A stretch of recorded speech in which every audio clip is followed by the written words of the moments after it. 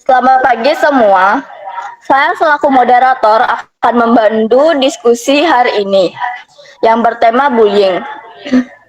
Saya akan memastikan agar kita dapat membahas topik ini dengan serius dan konstruktif. Sebelum kita mulai, saya ingin memperkenalkan diri saya dan teman saya. Saya Dinda Virgianti selaku moderator 1 dan teman saya Febri Indrawati selaku moderator 2. Hari ini kita akan membahas tentang bullying dan bagaimana kita dapat mencegah dan mengatasi bullying. Mari kita mulai diskusi dan berbagi pengalaman serta pengetahuan kita tentang topik ini. Dipersilahkan kepada narasumber untuk menjelaskan materi yang telah disiapkan.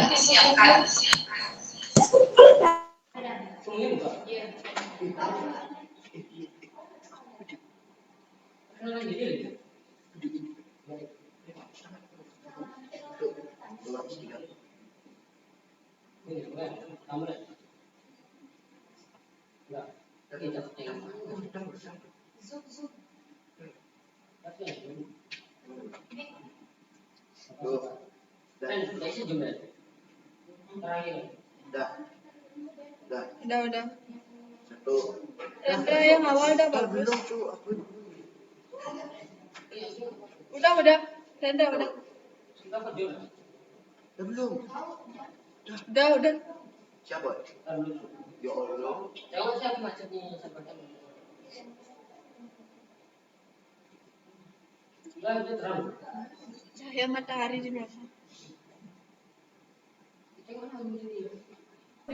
Silakan narasumber.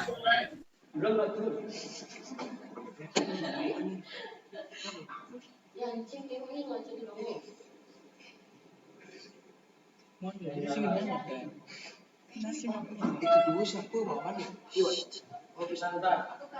Buka semua kameranya.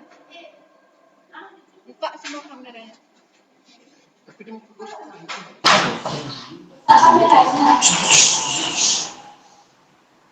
Saya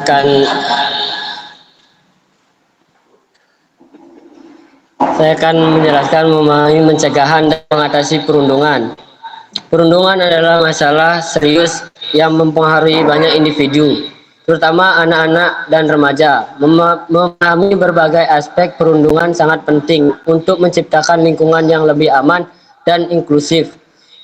Presentasi ini akan membahas definisi, dampak, motivasi pelaku, serta strategi mencegah dan penanganan yang aktif. Dengan pengetahuan yang dalam, kita dapat bersama-sama mengurangi perundungan dan mendukung korban membangkit dan merasa dihargai. Mari kita mulai dengan memahami apa itu perundungan dan jenis-jenisnya. Apa itu perundungan? Definisi dan jenis-jenisnya. Definisi perundungan. Perundungan adalah tindakan agresif berulang yang dilakukan satu atau lebih individu kepada korban yang lebih lemah, disertakan ketidakseimbangan kekuatan. Perundungan verbal. Perundungan kata-kata kasar, hinaan, ejekan, atau ancaman merusak harga diri korban. Perundungan melibatkan kekerasan fisik seperti pukulan, balangan, atau merusak barang milik korban. Perundungan sosial dan online. Isolasi, rumor, atau penggunaan media sosial untuk melecehkan dan mempermalukan korban. Dampak perundungan bagi korban, pelaku, dan saksi. Dampak pada korban. Korban perundungan sering mengalami stres berat, depresi, kecemasan, dan penurunan presentasi akademik yang signifikasi.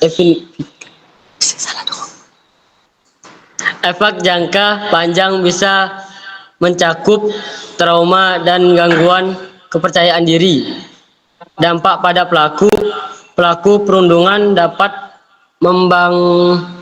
mengembangkan perilaku agresif, kesulitan dalam hubungan sosial, dan beresiko mengalami masalah hukum serta kesulitan di masa depan. Dampak pada saksi perundungan bisa merasa takut, bersalah, atau tertekan dan sering kali bingung bagaimana harus bertindak tanpa memperburuk situasi. Jawabannya.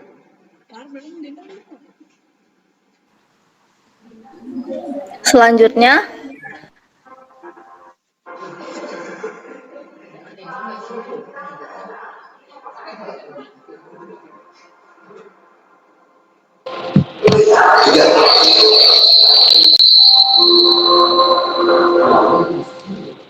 Mengapa orang melakukan perundungan?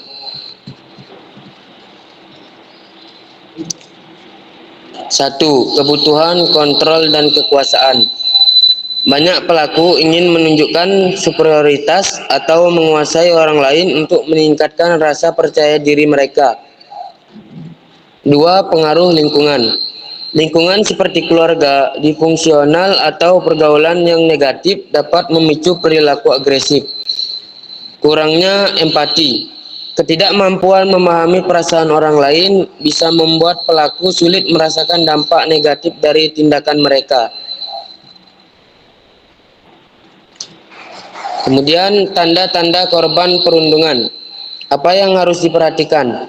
Yang pertama, perubahan emosional.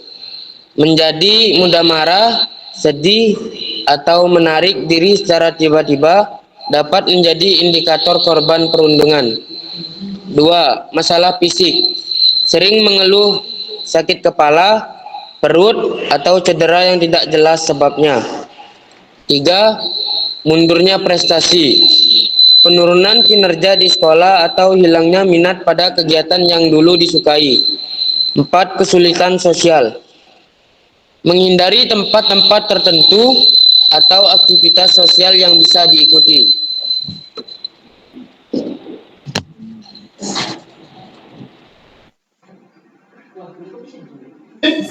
selanjutnya narasumber 3.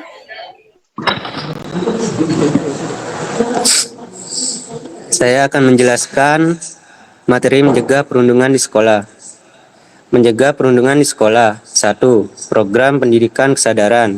Mengajarkan siswa tentang dampak perundungan dan pentingnya empati. Workshop rutin, diskusi terbuka, kampanye anti perundungan. Yang kedua, kebijakan dan penegakan. Sekolah harus memiliki aturan tegas dan prosedur yang jelas ketika menangani kasus perundungan. Pelapor anonim, sesi konseling, tindakan disiplin. Mengatasi perundungan, langkah-langkah intervensi. 1. Identifikasi dan penilaian. Mengumpulkan informasi dari pihak terkait dan memahami konteks perundungan.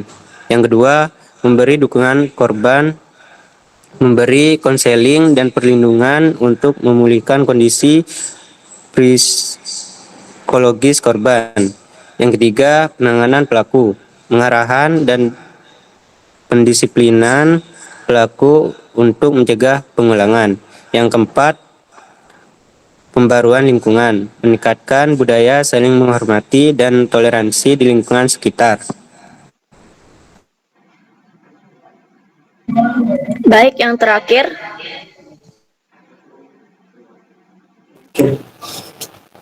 Mencegah perundungan di sekolah secara efektif. Program pendidikan kesadaran mengajarkan siswa tentang dampak perundungan dan pentingnya empati. 1. Workshop rutin. 2. Diskusi terbuka. 4. Kampanye anti perundungan. Kebijakan dan penegakan. Sekolah harus memiliki aturan tegas dan proses yang jelas ketika menangani kasus perundungan. 1. Pelaporan anonim. 2. Sesi konseling. 3. Tindakan disipliner. Mengatasi perundungan dengan langkah-langkah intervensi. 1. Identifikasi dan penilaian. Mengumpulkan informasi dari pihak terkait memahami konteks perundungan. 2. Memberi dukungan korban. Memberikan konseling dan perlindungan untuk memulihkan kondisi psikologis korban. 3. Penanganan pelaku. Pengarahan dan pendisiplinan pelaku untuk mencegah pengulangan. 4. Pembaruan lingkungan. Meningkatkan budaya saling menghormati dan toleransi di lingkungan sekitar. Peran orang tua dalam mencegah dan mengatasi perundungan. 1. Komunikasi terbuka. Membangun hubungan yang hangat agar anak mau berbagi pengalaman perundungan. 2. Memberikan contoh perilaku empati dan menghormati orang lain dalam kehidupan sehari-hari. 3. Berkoordinasi dengan sekolah, bekerja sama dengan guru dan staf sekolah untuk menangani dan mencegah perundungan. Kesimpulannya, bersama menciptakan lingkungan yang aman dan inklusif. 1. Kesadaran, memahami perundungan adalah langkah awal penting. Keterlibatan, peran aktif semua pihak mulai dari individu, keluarga, sekolah, hingga masyarakat. 3. Empati, membangun rasa kasih sayang dan saling menghormati sebagai fondasi hubungan sehat. 4. Penindakan,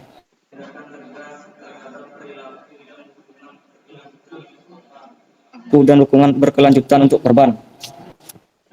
Bersama kita dapat menciptakan lingkungan yang bebas dan dari perundungan, tempat semua orang merasa aman, dihargai, dan bisa berkembang secara optimal. Mari mulai dari diri kita sendiri dan terus sebarkan nilai tersebut.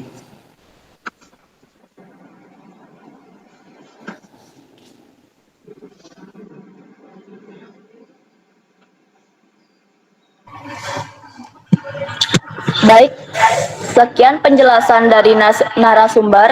Apakah ada yang ingin bertanya?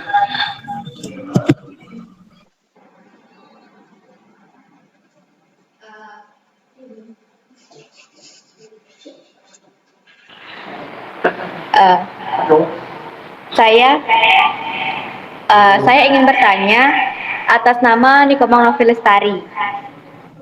Silakan. Bagaimana sih cara mengatasi bullying? Silakan yang ingin menjawab.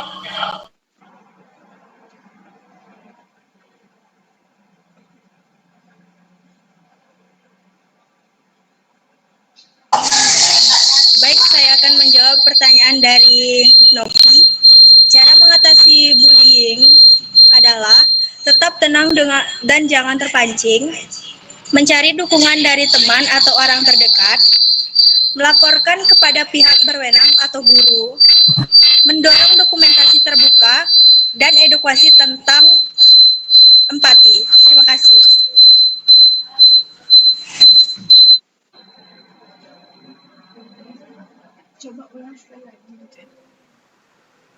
Saya dari narasumber ingin menambahkan tadi pertanyaan Nopi, bagaimana cara mengatasi bullying?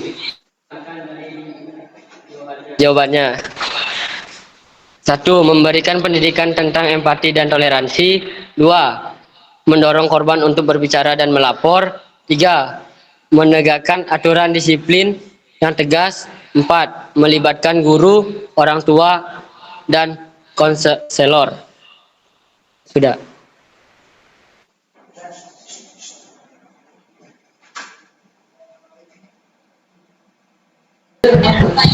Baik, silakan. Ada yang bertanya lagi? Izin saya bertanya. Saya Nikomang Ayu Kartika Dewi. Saya mau bertanya, di Indonesia ini kan banyak ada bullying. Nah, penyebab faktor bullying apa saja? Perkenalkan, nama saya Laura. Saya akan menjawab pertanyaan dari Ayu Kartika. Penyebab faktor bullying yaitu kurangnya empati, lingkungan tidak mendukung, pengaruh teman, masalah pribadi, atau kurangnya pengawasan. Terima kasih.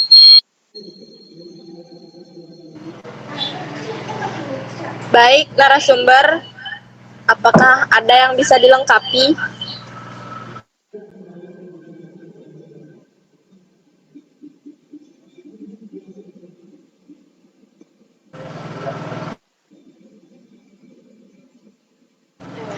Narasumber,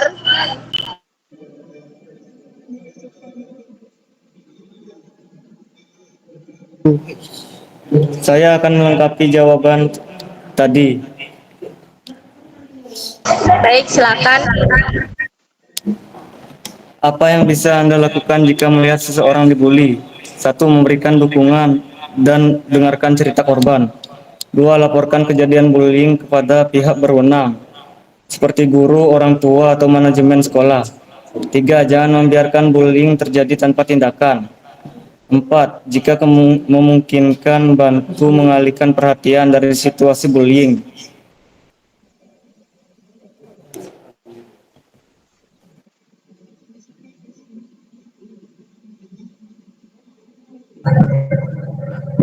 Oke, ada yang ingin bertanya lagi?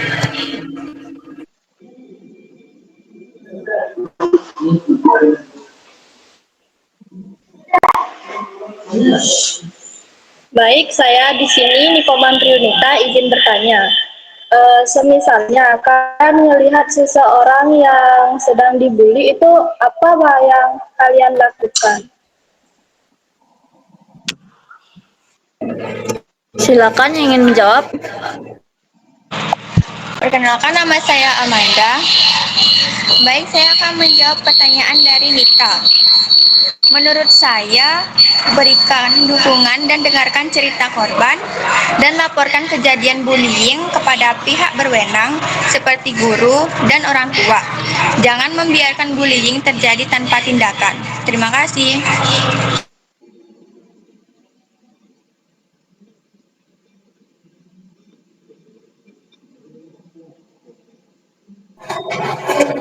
Oke, sudah cukup untuk pertanyaan dan jawaban dari masing-masing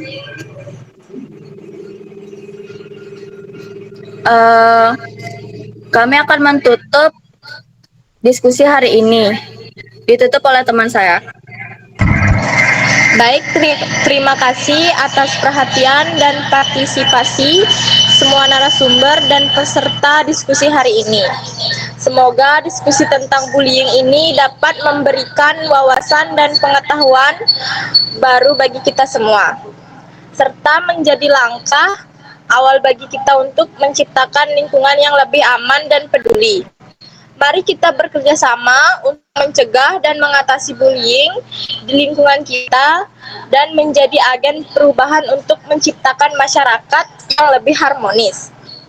Sampai jumpa lagi dan mari kita terus berbagi pengetahuan dan pengalaman untuk membuat dunia menjadi tempat yang lebih baik. Terima kasih.